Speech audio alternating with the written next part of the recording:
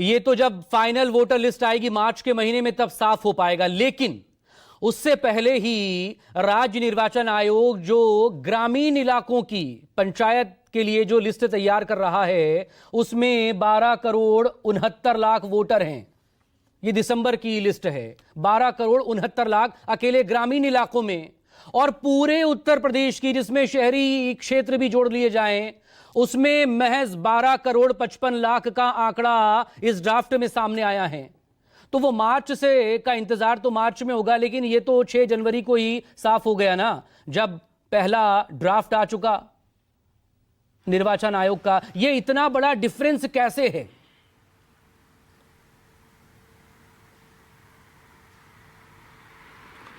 मकसूद इसको थोड़ा विस्तार में समझने की आवश्यकता है और लोगों को भी इसको जानने की ज़रूरत है। हालांकि इसी कार्यक्रम में मैंने कई बार पहले भी इस बात का जिक्र किया था। देखिए, 73वां संविधान संशोधन जब हुआ और उसके बाद ये कहा गया कि त्रिस्तरीय ग्रामीण पंचायतें और स्थानीय निकाय होंगे और लोकल सेल्फ गवर्नमेंट की जो अवधारणा आई, उसी समय ये व्यवस्था की गई कि सारे राज्यों में राज्य चुनाव आयोग होंगे और यही इस पंचायत और स्थानीय निकाय के चुनाव को संपन्न कराने की इनकी जिम्मेदारी होगी। तो सारे अब मुझे लगता है कि 1994 के बाद सारे राज्यों में राज्य निर्वाचन आयोग बनाए गए और उसी हिसाब से उनका काम ये लोकल बॉडीज़ का इलेक्शन कराना है। शहरों में नगर पालिकाओं, नगर परिषद, नगर निगमों के, और ग्रामीण इलाकों में प्रधान के और प्रमुख के और जिला, तो इस तरह का जो चेयरमैन नगर पालिका में होते हैं, तो वो राज्य निर्वाचन आयोग उन चुनावों को संपन्न कराता है। केंद्रीय चुनाव आयोग विधानसभा और लोकसभा के चुनाव और एमएलसीज के चुनाव कराता है और उनकी मतदाता सूची का काम करने का काम केंद्रीय चुनाव आयोग का है, जो हर राज्य में एक राज्य चुनाव अधिकारी केंद्रीय चुनाव आयोग का होता है। उसकी वो सबसे बड़ा अधिकारी होता है, मुख्य चुनाव अधिकारी उसे कहते हैं उस राज्य का। तो ये दोनों अलग अलग संस्थान है, दोनों अलग अलग कार्यशैली। अब जो आपने बात कही कि ये इतना फेर बदल क्यों है और 4 करोड़ से ज़्यादा मतदाता वहाँ हो जा रहे हैं, यहाँ क्यों नहीं है, उसका उदाहरण मैं सिंपल दे रहा हूँ आपको।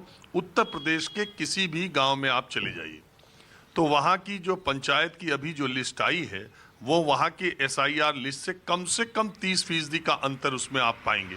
कई गांव ऐसे हैं जिन्हें मैं जानता हूँ, एसआईआर की मतदाता सूची आने के बाद अगर उनके यहाँ 1200 वोट हैं तो वहाँ पंचायत की लिस्ट में 2400 वोट हैं।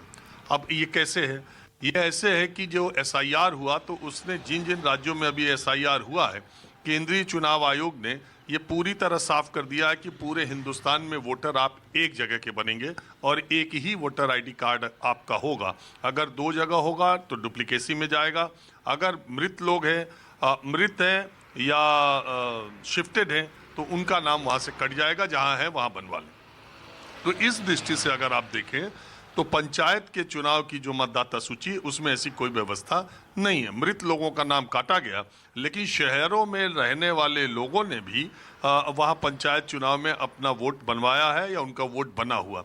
अब उसको फिल्टर करने का तरीका मुझे लगता है कि राज्य चुनाव आयोग के पास ये नहीं है कि वो ये देख सके कि वो शहरों में जो मतदाता वो गाँव में हैं कि नहीं। और ये निश्चित तौर पे ये जो 4 करोड़ का डिफरेंस आया है उसके बाद जिस तरह से चीफ मिनिस्टर योगी आदित्यनाथ ने भी कहा और जिस तरह से भारतीय जनता पार्टी को एक चिंता की लकीरें इस बात की नहीं है कि वो वोटर कटे। भारतीय जनता पार्टी की चिंता ये है कि शहरी मतदाताओं ने जो ग्रामीण इलाके में जाकर अपना वोट बनवाया है, शहरों में सुलभता से उनका वोटर है। एक तो पहली बात, सुलभता से आसानी से अपने polling booth 100 metre 200 metre kilometre के बीच में वो जाके वोट दे देता है। लेकिन क्या लखनऊ से 270 किलोमीटर दूर, 300 किलोमीटर दूर विधानसभा और लोकसभा के चुनाव में वही मतदाता जाकर वोट देगा? देखिए, पंचायत चुनाव का मामला दूसरा होता है। घर परिवार रिश्तेदार के लोग प्रधानी का चुनाव लड़ते हैं तो वो एक दबाव रहता है, एक लगाव रहता है, उसकी बात अलग है। तो ये भारतीय जनता पार्टी की चिंता है। और ये जो वोटों में डिफरेंस आप देख रहे हैं उसकी वजह से राज्य निर्वाचन आयोग एक तरह से परेशानी में पड़ा है। इसीलिए उसने जो फाइनल लिस्ट आनी थी उसकी तारीख बढ़ा के 28 मार्च कर दी है और उससे पहले एसआईआर का आ जाए ताकि ये चर्चा न चले। तो गांव में लोगों ने अपने वोट जुड़वाए। दरअसल क्या है मकसूद कि ये एसआईआर, ये पंचायत चुनाव, ये वोटर लिस्ट, ये मामला इतना पेचीदा है, जब तक आप जमीन पर उतरकर इसे नहीं समझेंगे तब तक ये आंकड़ों में देखने में ऐसे लगता है। मैं आपको बता रहा हूँ, ये बहुत ही साधारण सी बात है कि पंचायत और स्थानीय निकायों के वोटर लिस्ट की संख्या ज्यादा है। मैंने आपको बताया, मैं चैलेंज करता हूँ उत्तर प्रदेश के किसी भी गांव में आप जाएं और वहां की एसआईआर की लिस्ट ले आए और वहां के पंचायत की चुनाव की लिस्ट ले आए, वो 30% से कम तो सवाल ही नहीं है कि डिफरेंस होगा। वो इसलिए कि शहरों में रहने वाले लोगों ने के परिवार के लोगों ने गांव में बनवाए हुए हैं, लेकिन एसआईआर के जरिए सिर्फ आपका एक वोटर आईडी कार्ड बनेगा। असली खेल एसआईआर का एसआईआर नहीं है। ये जो नाम कटता है मकसूद 2 करोड़ 89 लाख, ये खेल नहीं है एसआईआर का।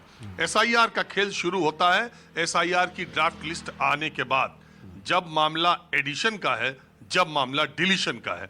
आमतौर पर 12 करोड़ कुछ जितने लाख मतदाता हैं, वो आज क्या करेंगे, आप क्या करेंगे, मैं क्या करूंगा? मैं जाऊंगा ईसीआई नेट के ऐप पर, अपना मतदाता पहचान पत्र का नंबर डालूंगा, मेरा नाम आ जाएगा, मेरी माँ का आ जाएगा, मेरे भाई का आ जाएगा। मैंने कहा मेरा तो एसआईआर में सब हो गया, काम खत्म हो गया।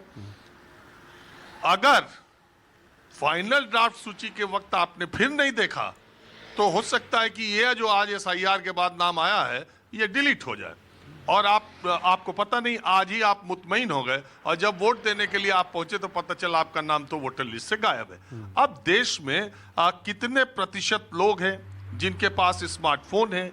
देश में कितने प्रतिशत लोग, ग्रामीण इलाकों की बात कर रहा हूं, जिनकी रीच इंटरनेट तक है? गांव में पढ़ने लिखने वाले अनपढ़ लोगों की तादाद आप जानते हैं, और गांव में बसावट के हिसाब से वोट बैंक के बारे में भी लोगों की धारणाएं आप जानते ही। तो वो जो काम होगा वो एसआईआर, असली खतरनाक खेल जो होता है मेरी समझ से, ये एडिशन और डिलीशन का होता है। अभी तो आप 2 करोड़ 89 लाख के वोट कटने का बहुत बात कर रहे हैं, जो कि बिल्कुल उसमें कहीं कोई दिक्कत जमीनी स्तर पर किसी को नहीं है। लेकिन जब आप नए वोटों की संख्या उत्तर प्रदेश में सुनेंगे मकसूद, तब असली खेल आपको समझ में आएगा।